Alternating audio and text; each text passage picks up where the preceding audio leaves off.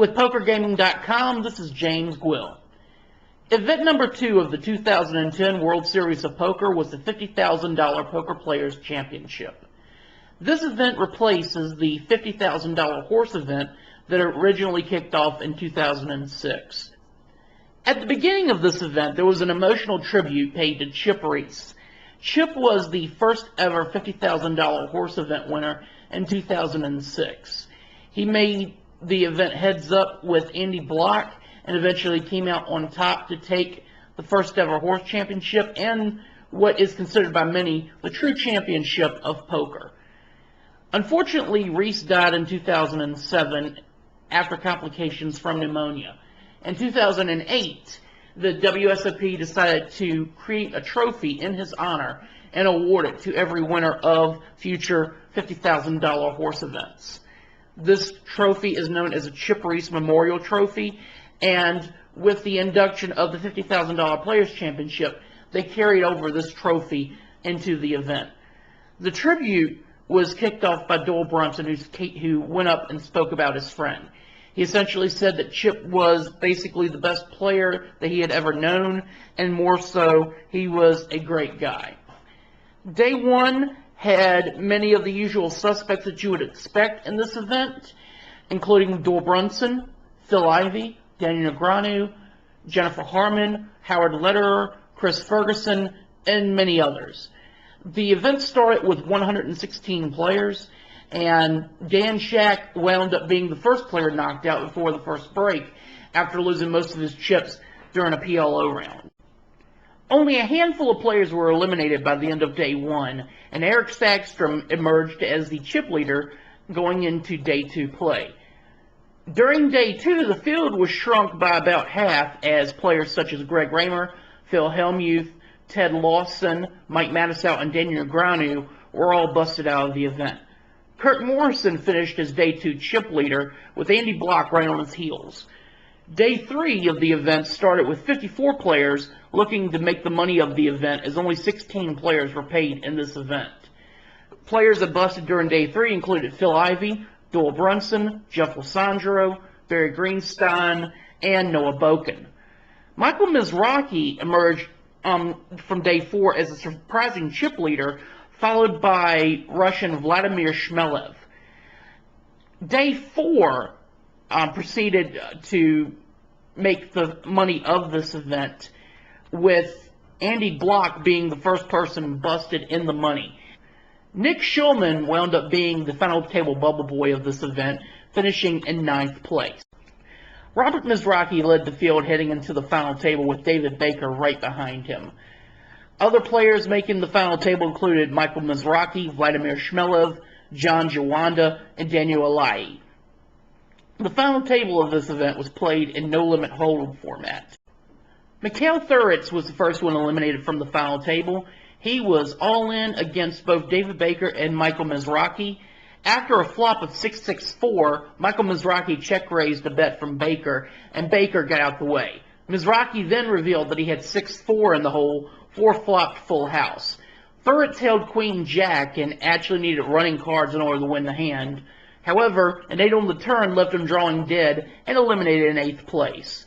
He received $182,463 for his final table run.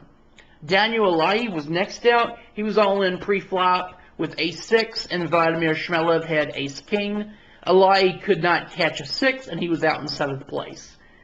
David Baker fell a couple of hands later to Michael Mizrachi. He moved all in over the top of a pre-flop race from Mizrachi, and Mizrachi made the call with Ace-King. Baker held only Ace-Jack, and a king on the flop gave Mizrachi the lead. The turn and river both fell baby cards, and Baker was out in 6th place. Now, many people would think that with the two Mizrachi brothers being at the final table that there might be some type of collusion. Well, after the next few hands, nobody could really claim that, because Michael Mizrachi ended up knocking out his own brother in 5th place. Robert was all in with Ace-King offsuit, and Michael actually called with just Queen-Jack. The flop missed both players. However, a jack fell on the turn to put the grinder in the lead. A river deuce knocked Robert out, and Michael Mizrachi had the, I guess, misfortune, you could say, of knocking his brother out in 5th place. Robert Mizrachi did receive $272,275 for his 5th place run.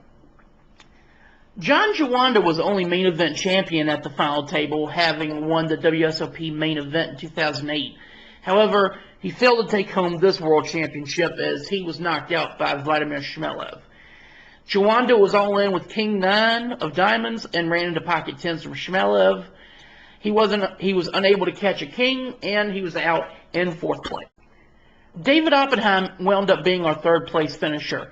At one point, he was a massive chip leader. However, that chip lead would not last long, and Mizrachi would actually cut into his lead with his constant aggression that he typically employs during no-limit tournaments. Oppenheim was ultimately the short stack with only $2.7 million. He then moved it all in over top of a pre-flop 3-bet from Michael Mizrachi, and Mizrachi made the call with King-Queen offsuit.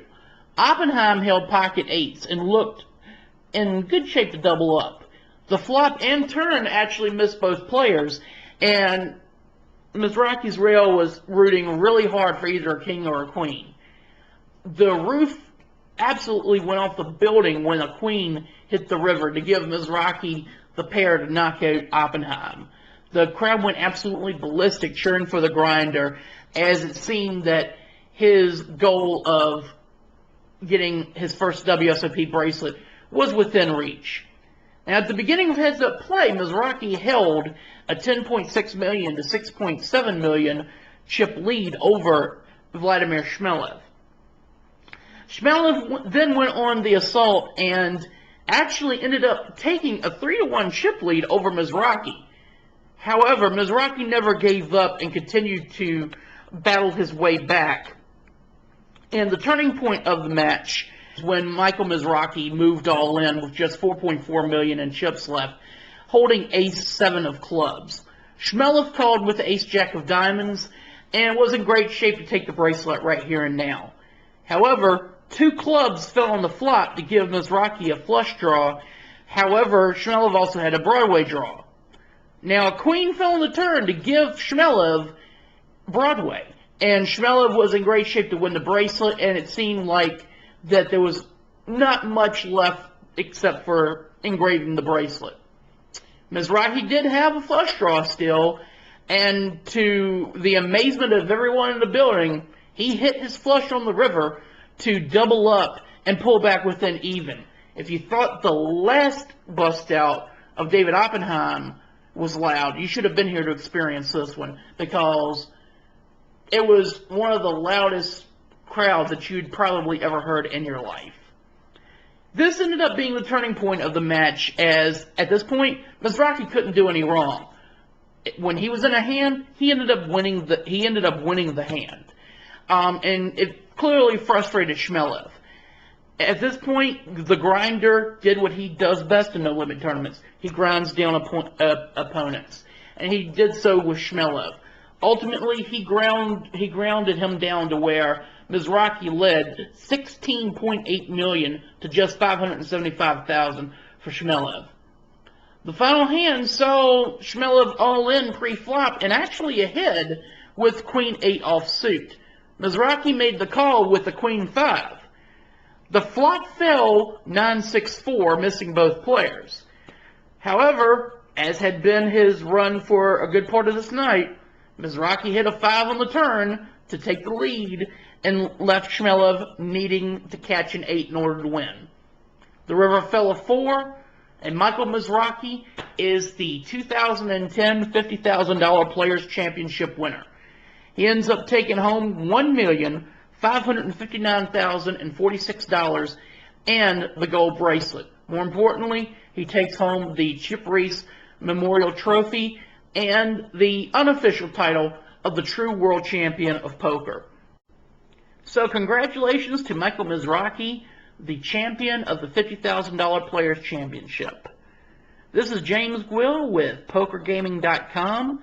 Stay tuned to Poker Gaming as we bring you recaps and coverage from the rest of the 2010 World Series of Poker.